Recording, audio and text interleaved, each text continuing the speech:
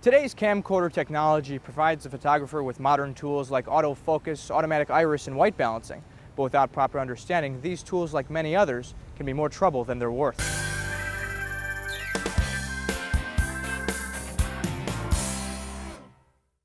In many cases, the autofocus setting on the camcorder will suffice. In an interview setting, however, the subject's slightest movement will often cause the camera to rack in and out of focus, rendering the interview virtually useless for broadcast. To avoid this, compose your shot, then switch to manual focus. Notice the manual focus indicator in your viewfinder display. Now, the subject's sudden movements no longer interfere with the clarity of your shot. It's also a good idea to switch to manual focus whenever you're shooting any fast motion, like sports, or if you're on a wide shot with lots of moving elements in front of the lens. Just remember to switch back to automatic or recheck your focus before your next shot.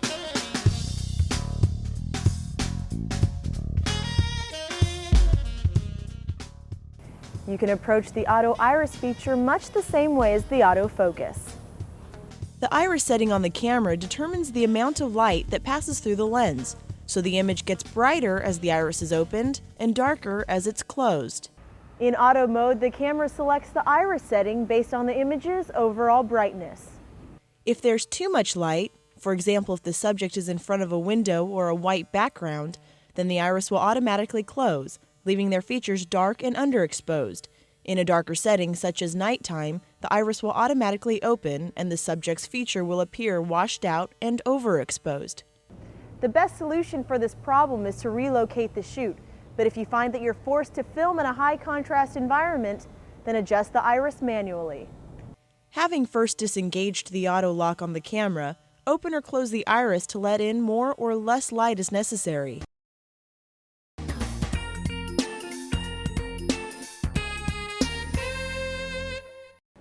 Different types of light give objects different shades of color. Sunlight gives a blue tint as compared to, say, a reading lamp, which is more orange. Now, fluorescent lighting gives a green tone. The human eye is capable of compensating for these differences automatically. The automatic white balance feature tries to do the same thing, but isn't always as effective. This is mainly because, in many instances, images are bathed in numerous types of light at once. This office uses fluorescent lighting, but the windows allow some sunlight to mix in. There's also light from the desk lamp, as well as the computer monitor. All of these light sources make it difficult for the camera to automatically choose an appropriate color correction. Compare the shot with this manually corrected one. Manual white balancing neutralizes the additional shades of color from a light source by recalibrating the camera to the purity of white. You will now be using the new color setting, so if there are changes in location or lighting, you're going to need to reset your white balance. Electronic news gathering is the first step in communicating a story through sight and sound. In post-production, your gathered footage will be edited and broadcast to the viewers you're trying to reach. Beginners commonly forget the importance of audio during this process, while professionals rely on their ears as much as their eyes.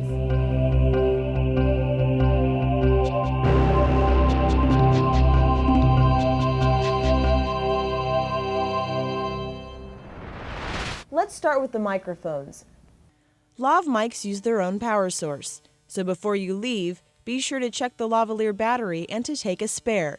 They also have a power switch which must be turned on for the microphone to work. Wireless lavaliers also have a receiver unit, which uses a separate battery and must also be turned on. As you clip the lavalier to the lapel or tie, be sure to keep it 5 to 6 inches below the chin. Hide the cable behind the clothes by first running it through the mic clip. The lav mics are sensitive enough to pick up your voice from yards away, so during an interview, avoid verbal responses. Instead, maintain eye contact and leave 1 or 2 seconds of silence after each answer before you ask the next question. Using the lavalier for your stand-up keeps your hands free, but because of the lav's high sensitivity, it may be preferable to use a stick mic when there's the chance your voice will be drowned out by ambient sound, like traffic. Like the lav, the handheld microphone has a power switch, so make sure it's in the on position. Use the stick mic for man on the street or any other succession of quick interviews at an event. Again, keep the microphone about 6 inches below the subject's mouth, but never let them hold the mic themselves. One of the most apparent differences between a student story and a professional one is the use of natural sound.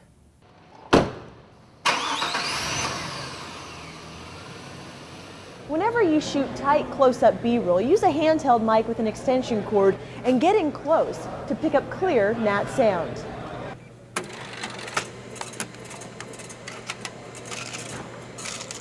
Natural sound can really help set a rhythm in editing, but more than that, it brings viewers to the location and draws their attention to the images they see. The camera's built-in mic will pick up all ambient sound and is really only used for broad B-roll shots.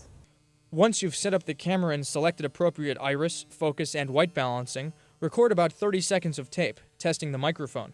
This is crucial before an interview, as it's your last chance to catch any mishaps or faulty equipment before you roll tape.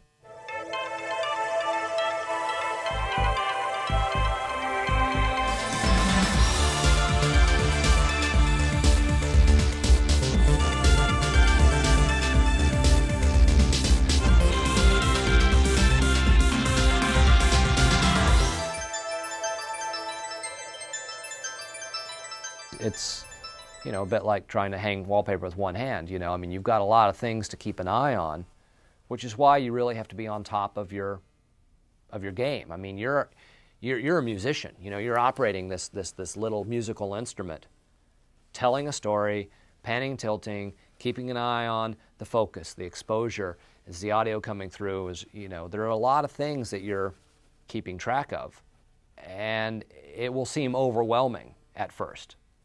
Because it just will, and things will slip by you, and you'll get back and you'll be like, my audio's all screwed up, and I mean, but that's why you're learning. I can't emphasize enough how important the nat sound is. The sound in a sporting event, when a baseball being hit by the bat, the sound of the bat, the sound of the crowd going off, the sound of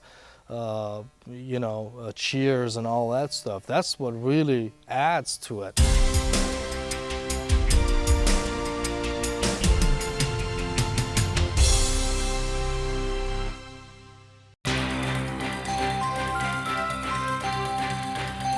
Then I'm going to do something like this, where I'm going to say, now, before anybody can access these computers, you have to show a valid driver's license. That's very critical. And sign a release, to make sure that you're not a registered sex offender. Then I'm going to introduce my person, such and such is here, yeah. And I'll talk to them real quick. With me right now is such and such. So you can see, just after talking about it, I'm going to move my light, because I'll be shooting in this direction instead.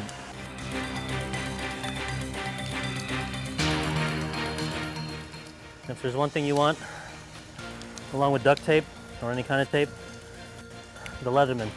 Save you every time.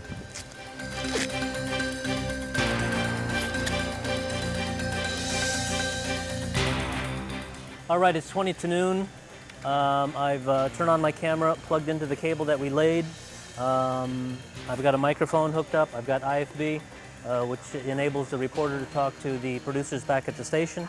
I assume it works from this position. I now need to go out to the truck and check to confirm that it actually all works.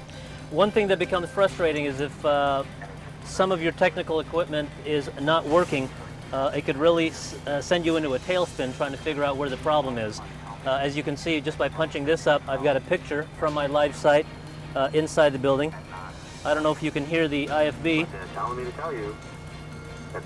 That sound is off air. If I go over to TV, that's presently what's on the air.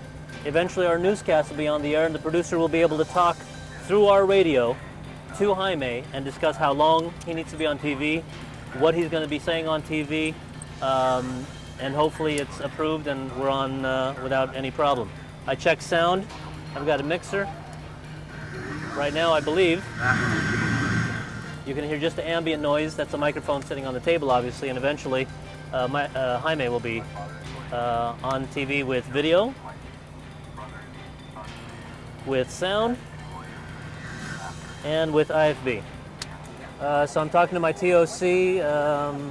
That is where they're taking my live signal in. I'm just going to power up my truck, make sure they actually like my video signal, my audio signal.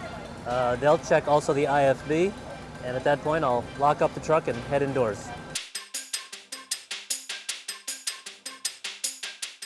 All right, Fab, it's 11:57 by my watch, 3 minutes before we get on the air. and I think everything is working okay. Where next? What you don't hear in our ears is the producer talking to us back at KCAL, telling us that we are next. Well, when I pick this up, do you need me to walk at you?